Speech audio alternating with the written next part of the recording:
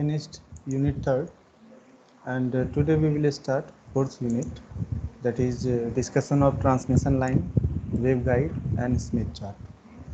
So first we will start from the transmission line. We know that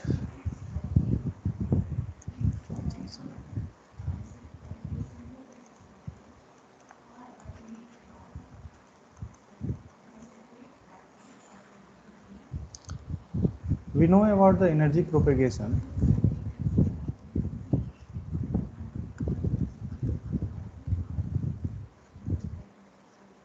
Energy propagation means the signal propagation and energy contained or carried by that signal, that is our energy propagation.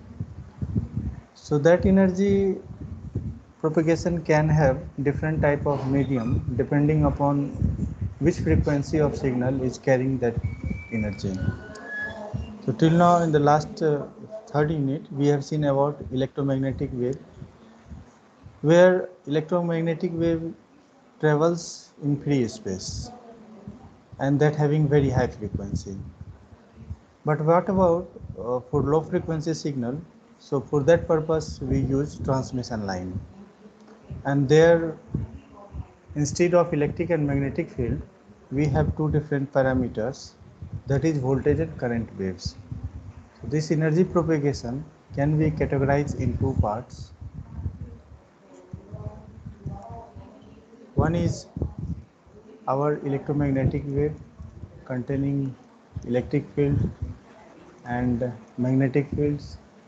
Another format we can have voltage and current wave, VI waves. Now EH wave that travel in free space, but VI waves that travels in materials like conductors.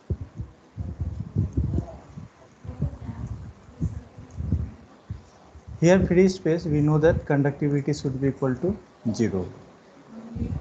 But in case of conductor, we have conductivity as equal to infinite value. And what are the application of electromagnetic waves? So in case of wireless broadcasting,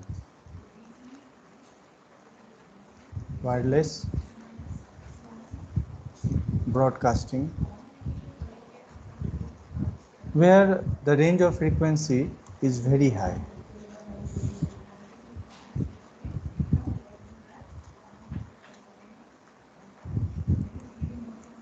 And generally here we have RF or microwave transmission of such type of waves, which having frequency between the range of megahertz to some gigahertz. This is our frequency range for this. See here, we need this free space wave propagation, EH wave propagation, where we need wireless broadcasting. But we need VI waves or conductors transmission, where we have wired connection. And wired connection is useful in point-to-point communication.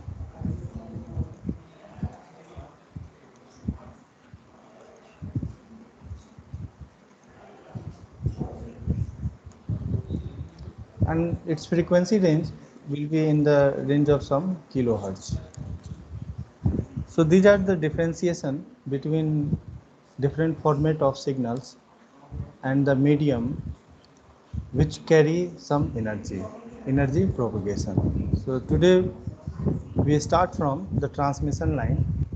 Here in this case we study about the transmission line.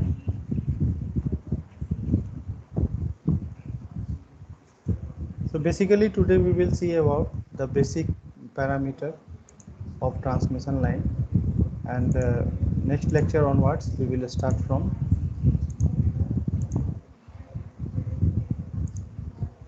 transmission line equations. So transmission lines are what? If we see, transmission lines are means of energy propagation using VI waves and conductors.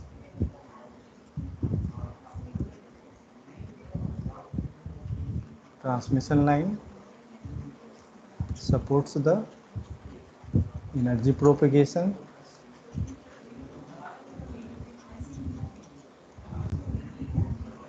through the VI waves and where it occurs in conductors.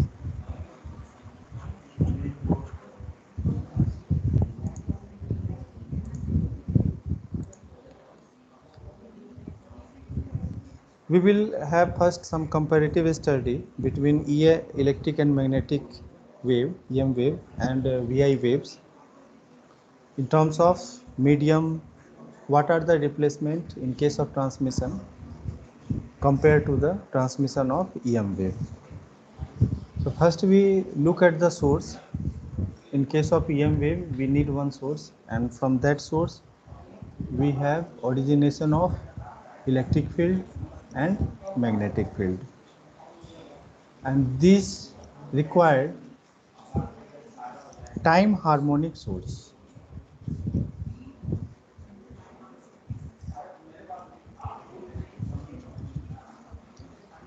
And this time harmonic source, whatever wave is propagated, that will pass through the material or any medium, which will be categorized by the term conductivity, permeability and permittivity. So these are the material constants. These are material constants. And wave is function of what? Distance through which it propagates. So E and H,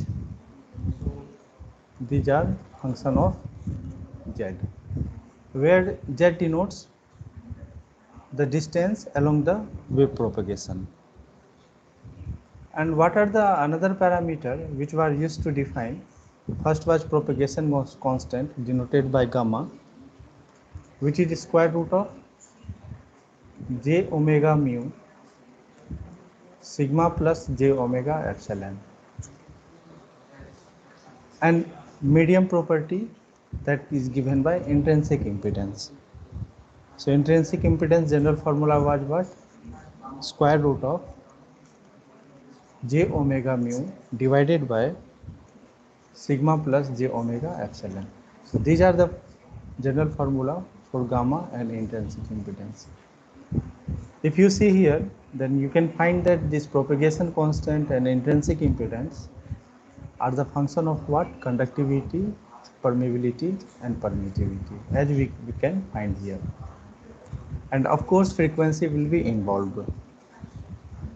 In case of transmission line, also the frequency is involved, but now for that transmission line we have a conductors, and that will be characterized by some other parameters which is primary constant, and like resistance, conductance, inductivity, inductance and capacitance.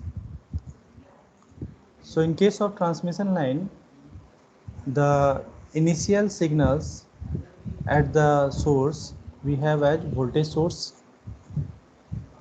Vs and current source which generate current some Is, and the nature should be same as we have in case of EH wave, like it should be time harmonic source.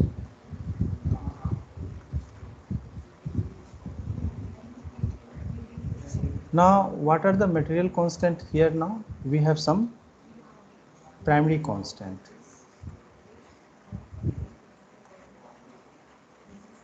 and those primary constant are resistance, conductance, inductance and capacitance, and that will be passed through a transmission line.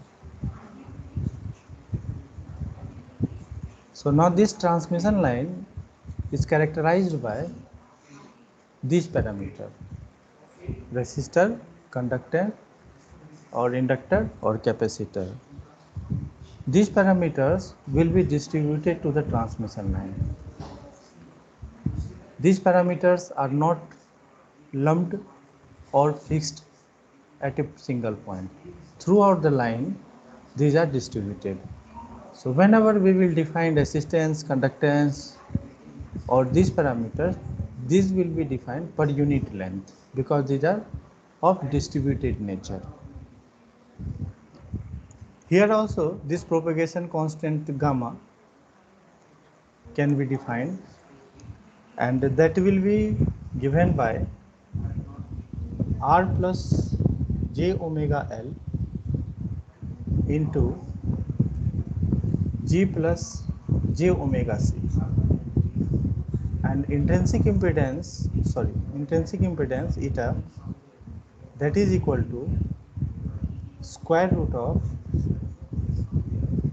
R plus j omega L divided by G plus j omega C. Of course, these parameters we have to define, because whenever wave is traveling in free space or through a transmission line, so of course there will be some change, and that change will be given by these parameters, either RGLC or conductivity, permeability and permittivity. So in this case of transmission line, this propagation constant is also a complex number which will have some real part and imaginary part. Real part gives the attenuation in the magnitude of V and I. When this voltage and current follow through the transmission line, so similar to this, V and I will be also function of distance, and suppose that distance is denoted by x here along the length of that transmission line, here along the wave propagation direction, and here along the line. That function has been denoted by x.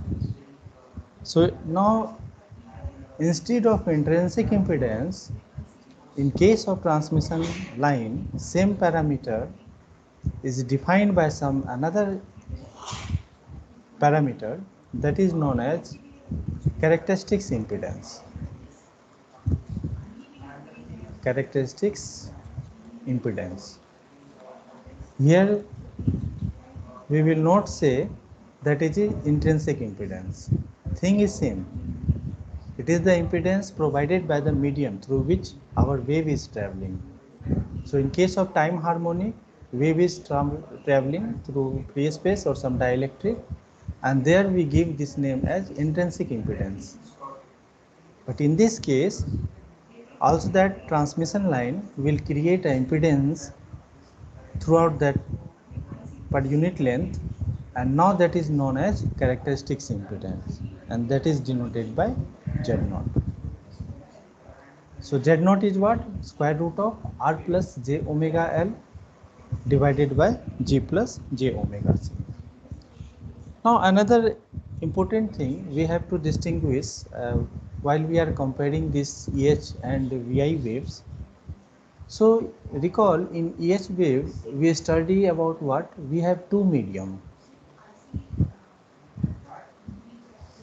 and these two medium are separated by their characteristics, conductivity, mu and epsilon, and indirectly we can say we have a different intrinsic impedance for the first medium as well as for the second medium.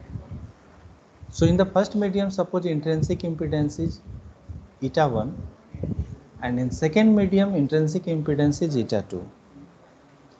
So how the wave is reflecting, transmitting, that has been decided by the reflection coefficient gamma, and that reflection coefficient was given by eta 2 minus eta 1 divided by eta 2 plus eta 1. In this case of transmission line, same thing. How we can see? We have a source that creates the VI wave, and that VI wave will be carried by transmission line, and where we applied the output of this transmission line, that we apply to one load, So the second medium here can be treated as load, and in the first medium we can see as transmission line TL. Now this load can be any resistive load, any your industry or any power station where we want to distribute the power. So transmission line is mainly used for the energy distribution or the power distribution. Now here also we define reflection coefficient. And what is the significance of this reflection coefficient in transmission line? So see, in case of EM wave, we have reflection, transmission characterized by their intrinsic impedance. But as you know from your electrical circuit, that whenever we have some load and some complex nature of current or voltage fall on that one, then there we study whether the maximum power is achieved by that load or not. So we go for the maximum power transfer theorem. So here also we can see that maximum power is given to the load or not by analyzing the matched condition. And this matched condition can be well understood with the help of reflection coefficient. Whatever amount of energy is transmitted or reflected, if there is a reflection, then we can say that they are not perfectly matched. Means that load which having some characteristic impedance ZL is whether matched to the transmission line or not. So this transmission line impedance is given by the characteristics impedance which we have seen here, and we have some load impedance of that load to which our transmission line is connected, and then we study here reflection coefficient. So here now this reflection coefficient will be defined in terms of load impedance, which is ZL, and characteristics impedance of the transmission line, that is Z0. So if there is any non-zero value of gamma, it will represent that it is mismatch condition. Mismatched means non-zero value of gamma. And how would we define this gamma? That will be defined in terms of load impedance and characteristics impedance. So that is given by ZL minus Z0 divided by ZL plus Z0. Okay. So these are the basic difference that we will study in transmission line, and we have gone through this discussion by comparing with our energy propagation by the EM waves. So if there is any doubt, you can ask. Is there any doubt in this slide? Okay. Now as I told that R, G, L and C, so we will see here what is the value of R, G, L and C for the different nature or different type of transmission line. So first we will define here the geometry of transmission line. So, transmission line geometry.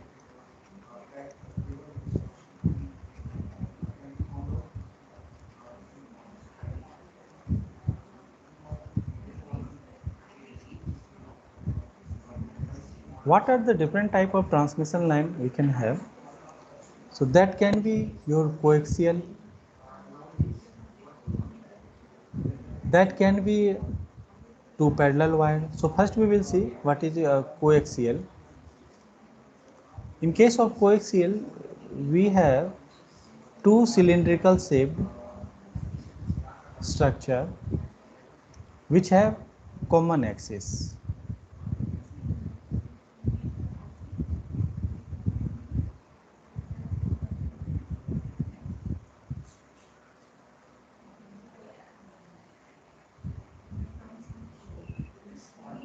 These are two cylindrical shaped wave transmission line which having the common axis. So suppose this line represents the axis of this cylinder.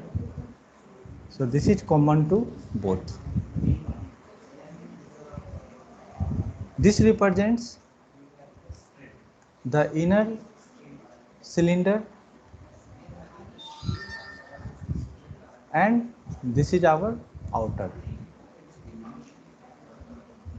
The radius of inner is represented throughout our discussion by A, and the radius of outer cylinder is denoted by the parameter B.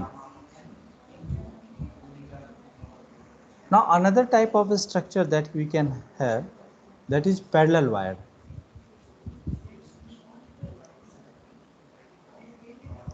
In parallel wire we have two separate conducting wires of cylindrical nature which is separated by some distance throughout their length, and these two are identical. So suppose if we define the length of this, so suppose this length is denoted by L. Here also the length of this parallel wire transmission line has been denoted by L, and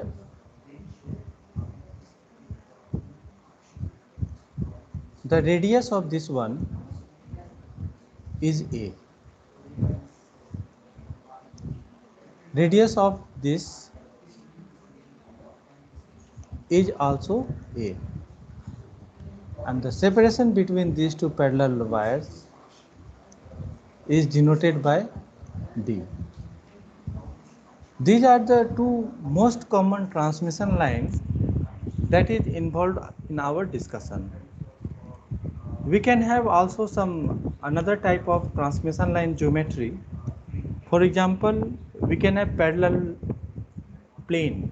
Instead of parallel line, we can have parallel plane. So in parallel plane,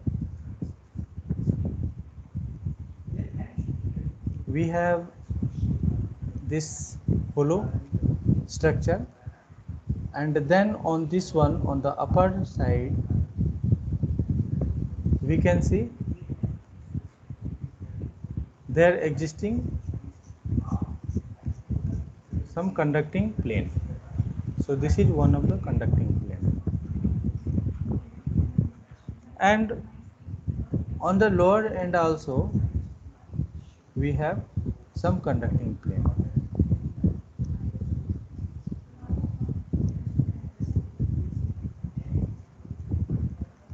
So this is our also conducting plane. This is the example of parallel line. Now here another type can be a wire above conducting plane. So on a conducting plane, suppose here we are drawing one conducting plane, and on this conducting plane a wire is placed.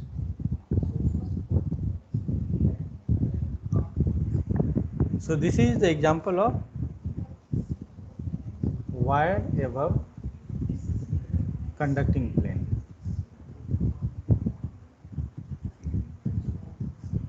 Another, we can have a micro strip line. Now in case of micro strip line, the same structure that we have in case of planar plane, instead of taking whole this length, only a part of this will be considered, this section only. So this is the example of micro strip line. This will corresponds to micro strip line. These are the other examples, but in our analysis we will focus on coaxial transmission line and parallel wire transmission line. Keep in mind whatever parameters we have used to denote their dimension. So these are important.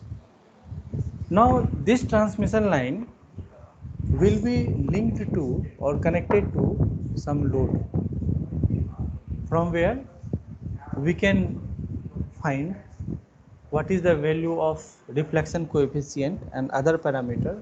That is the discussion later. We will see these things.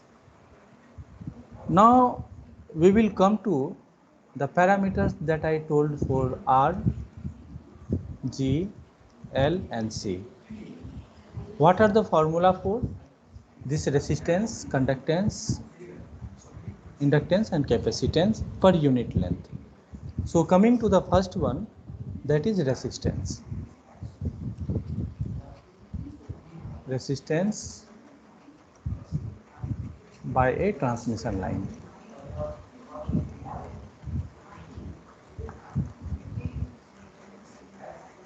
As I told that these parameters are distributed throughout the medium.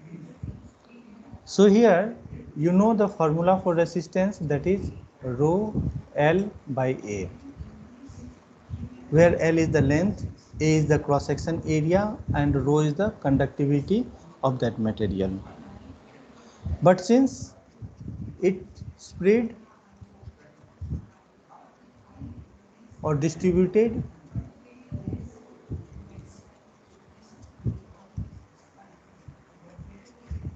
throughout the transmission line, therefore we will define R as R per unit length. So that primary constant, not the per unit length,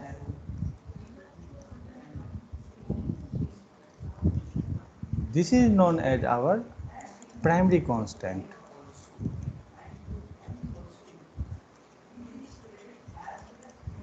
And that primary constant is now we are taking by dividing by L. So rho L by A divided by L. So this is what? Rho by A. And what will be its unit? So unit is ohm per meter, not ohm. How we can see throughout the transmission line, you know this structure. Now for this structure, how our transmission line appear, look like. So it will look like this. It will, resistance is what? Distributed.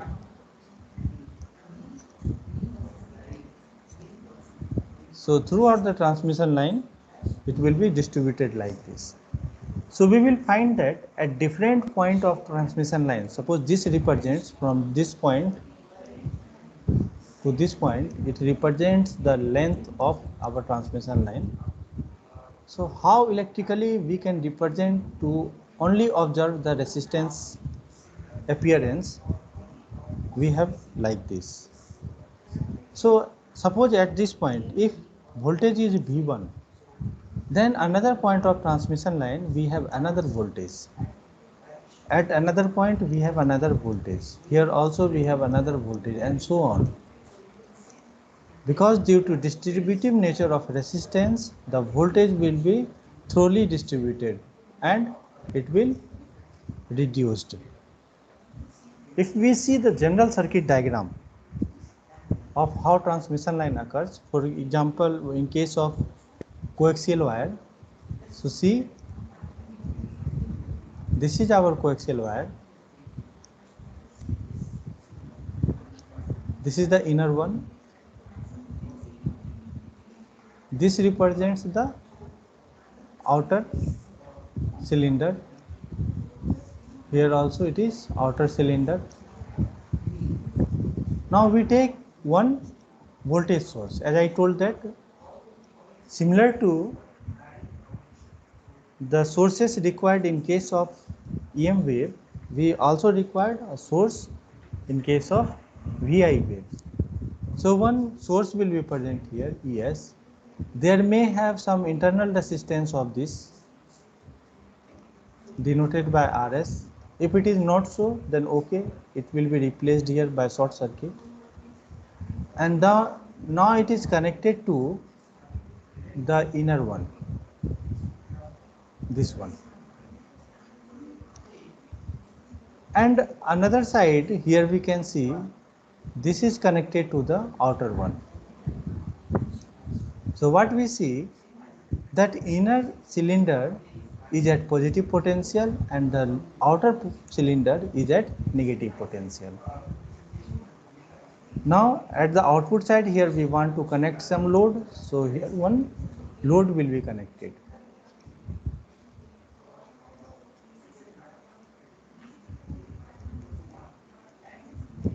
And that is again connected to the outer cylinder in order to complete the circuit.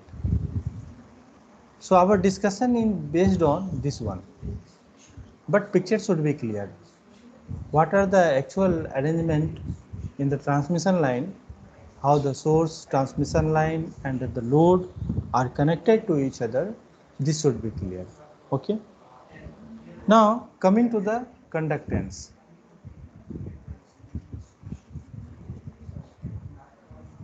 So what we know about the conductance? It should be also distributed similar to resistance, not lumped. And now instead of series, we have a now parallel distribution.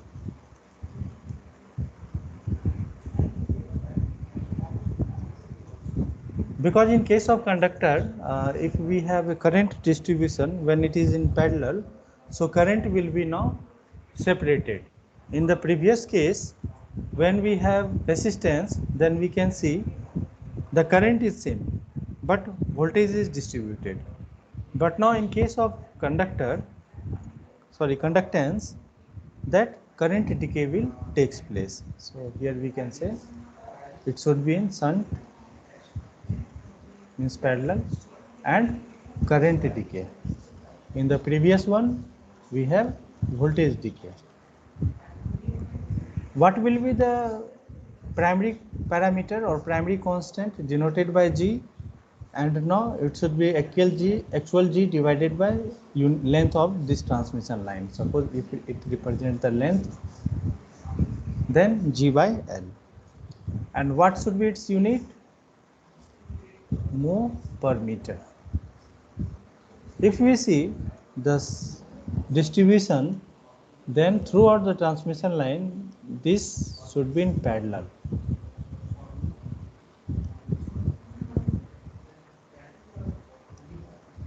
Okay. And suppose I1 current is there, then some part of current will follow this path. So in this arm, different current I2 will follow. And here also that will have some deviation, and here we can see that I3 current flow. Here we see I4 current in this arm flowing. So in this form we are saying that what is the relation, that I1 is greater than I2, which is greater than I3, which is greater than I4. So we can say there is a current decay. Now here two things are involved. Same as the EM wave, now we have two forms, that is voltage and current. And here also voltage and current will have some angle and their magnitude. So in polar form we can represent like this. Since propagation constant is also involved here, so we know that it is what, alpha plus j beta. So there, this is what real part, that will lead to the attenuation, and this is the imaginary part that will lead to the phase shift. So now here also we can see two things. One is what, our attenuation, and another thing is what, our phase shift due to the imaginary part of propagation constant. Now this attenuation is mainly caused by resistance or conductance G. This causes the loss, that is our attenuation. And the another two parameter inductor and capacitor, this gives some phase change, phase shift. So L and C, this provides the phase shift. Okay. Now next coming to the capacitance value.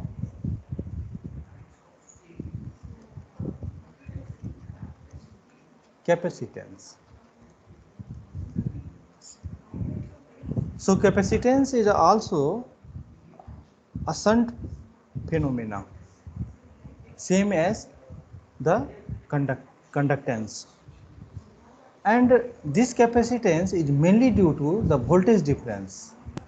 As in this case, you see that this inner one is what at positive potential and outer one is what at negative potential. So what will be the top view of this if we draw the top view of this section? So it will look like this. This is our inner cylinder and this is our outer cylinder. This is the top view. Inner was at potential V and outer was at negative potential minus V. So what will happen? Electric field will exist between these two, like this.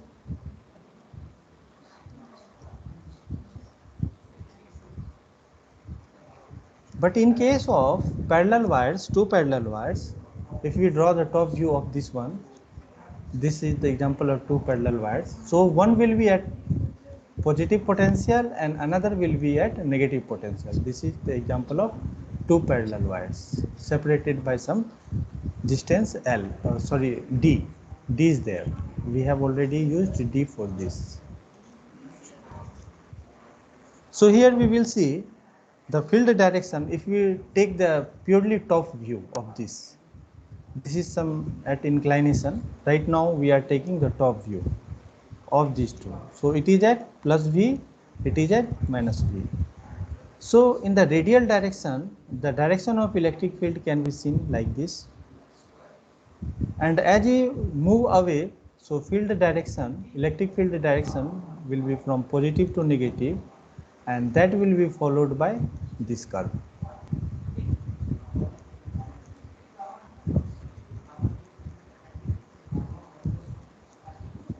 This side away from this side towards the this. So this is the direction of electric field.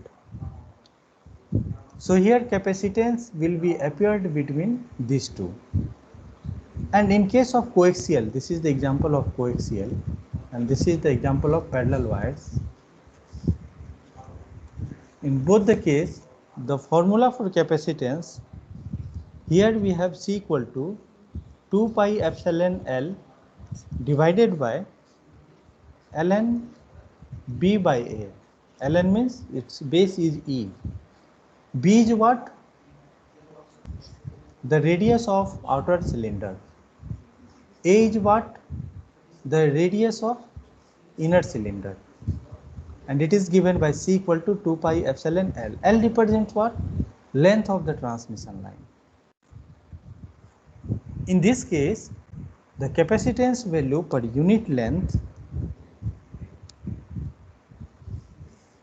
pi epsilon L divided by ln D by A. Now per unit length, if you have to define the primary constant, then this C will be equal to now C by L, that is 2 pi epsilon divided by ln B by A.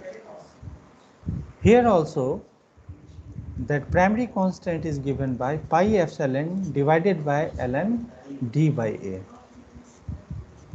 So one important point is here that our capacitance or resistance or conductance or inductance, if it is asked about the primary constant of their values, so they are independent of the length of transmission line. And keep this formula in mind that for two different coaxial, whether we have coaxial or parallel wire transmission line, accordingly we will use the formula for capacitance. Now similarly, this is what? Distributed and shunt phenomena.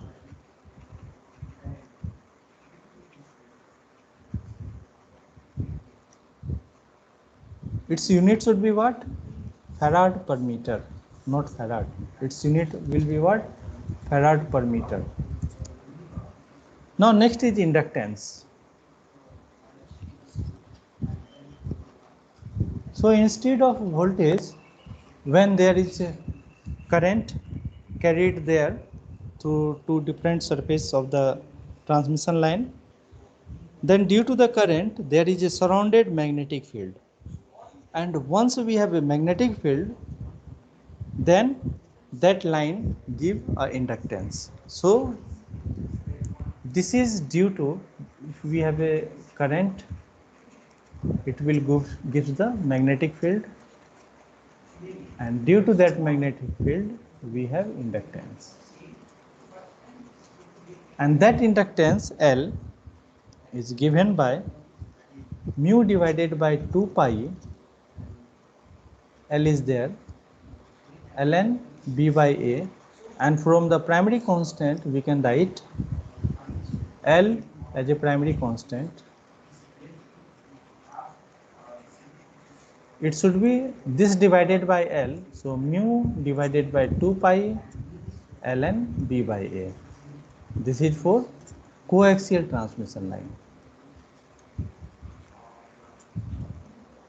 For parallel wire transmission line, L is equal to mu divided by pi L ln d by r, that is parallel wire transmission line. And what is the primary constant here? It is mu divided by pi ln d by a.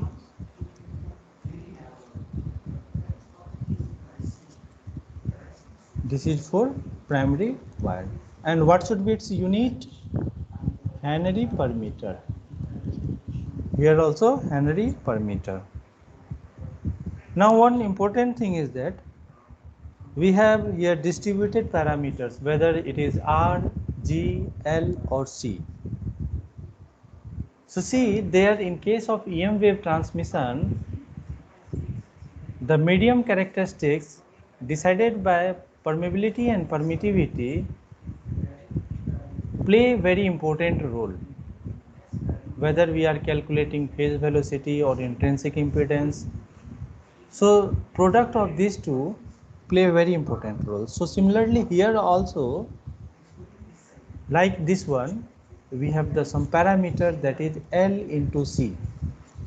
This is very useful.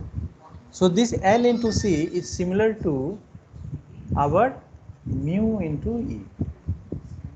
And how we can define this LC?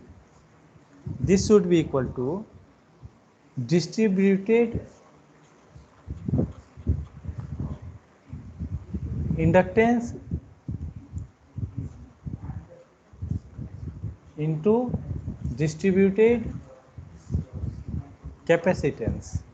So L into C, which is equal to mu epsilon. So almost we have discussed all type of parameters that is involved in transmission line. Now if we see the effect of all in a transmission line,